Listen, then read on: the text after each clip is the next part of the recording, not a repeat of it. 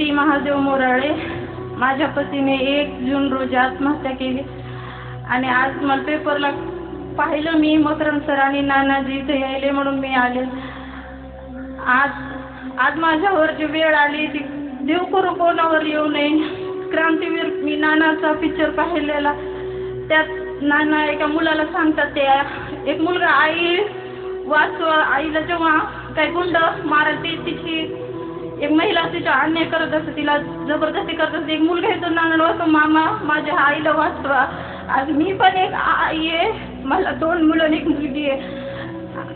समाजात इतके जे होतं ते होतंच त्या कुटुंबासोबत, पण समाजात आहे की त्या बाईला हिंमत काही देणारे असते, 10 जण खेचणारे असते. विनंती करते त्या समाजाला, खेचू नका, तिला हिंमत द्या उभा राहण्याची. आज माझी मुलगी 8वीला आहे. गेल्या वर्षी म्हणजे मम्मी शाळेत ज्या विद्यार्थ्यांना वडील नाहीत त्या विद्यार्थ्यांना वेगळं केलं जातं आणि त्यांना शासनाची काही मदत मिळते. ज्या दिवशी ती घटना घडली 2-3 दिवसांनी माझी मुलगी म्हणते मम्मी शाळा भरलं, सर म्हणते की तुझे पप्पा नाही येत, आम्हाला त्या लाईनला उभं राहावं लागत. नाही म्हटलं मी तुझे पप्पाची ना आईची दोन्ही जिम्मेदारी उचलेल मी.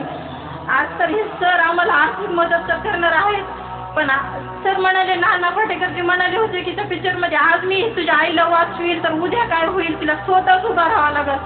काय तुम्ही सगळे स्वतः उभा राहायला या त्या आईला त्याच्या बहिणीला मदत करा, प्लीज मदत करा, खिळचू नका, उभा करायला हिंमत द्या.